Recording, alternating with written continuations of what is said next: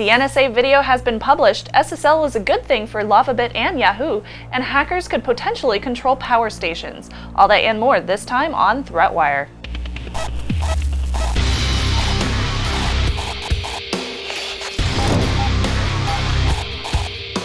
Hello, welcome to ThreatWire. I'm Darren Kitchen. I'm Shannon Morris. And this is your summary of what's threatening security, privacy, and our beloved internet freedom. And there is tons. There is. Let's start off with, well, basically for the last 5.5 months, as you guys know, the story has been really simple. I mean, unjust, but simple. Governments around the world have been engaged in the wholesale and illegal violation of citizens' privacy. I mean, from PRISM to XKeyscore to Bull Run to State Room, the Five Eyes, comprising of intelligence agencies from the US, UK, Australia, Canada, New Zealand, have basically undermined the institution, universal human rights, and the very fabric, the only global territory, the internet.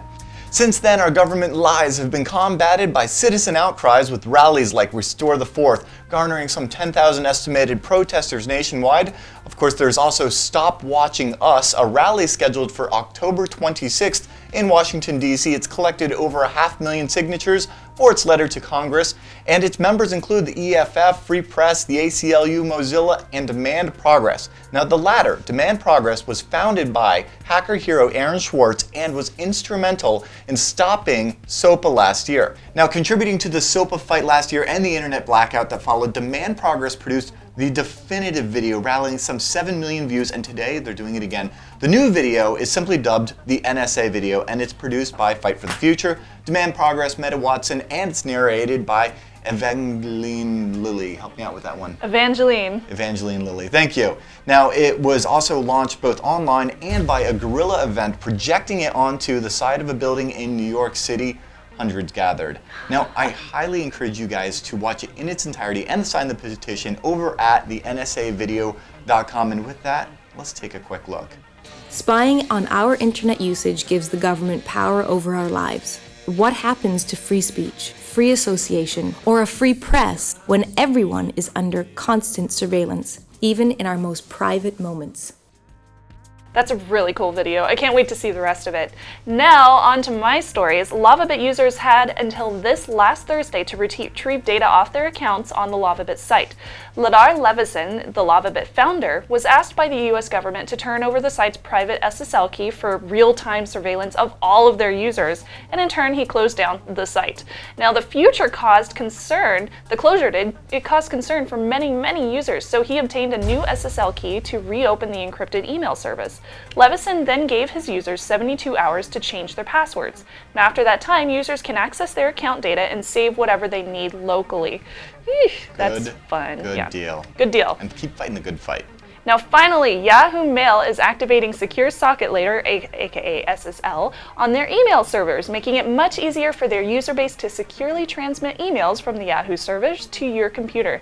Now, many email providers have SSL as an option in their settings, including Microsoft, Yahoo Now, and Facebook, and they are slowly adding this as the norm in all of their systems. The whole internet should be. Actually, it should be in IP. Oh, isn't it in IP6? That's right. Ha ha ha ha. Now, the last story is about critical infrastructure systems like electrical substations and water systems that have been known to have been vulnerable to hackers for quite some time, several years actually.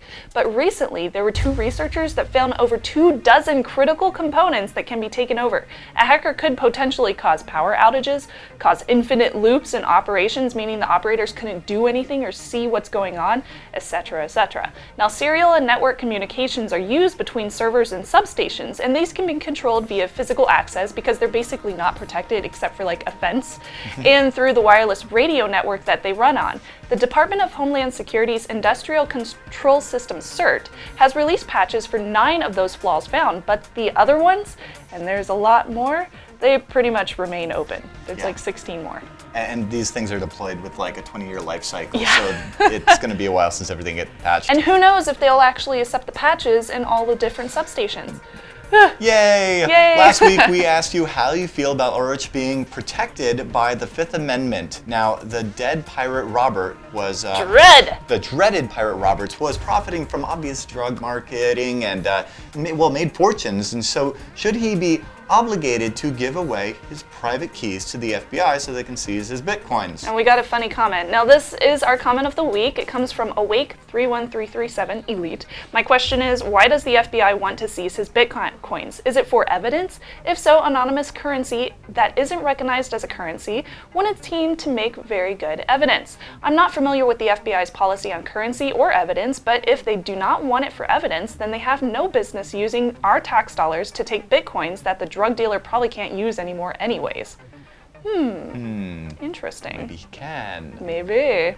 You know, for a lawyer. Now, remember you can find all of the ways to subscribe at threatwire.org. That's where you can continue to receive ThreatWire on an ongoing basis and get involved in our Google Plus community, because that's where the conversation goes all week. And with that, I'm Shannon Morse. I'm Darren Kitchen. We'll see you on the internet.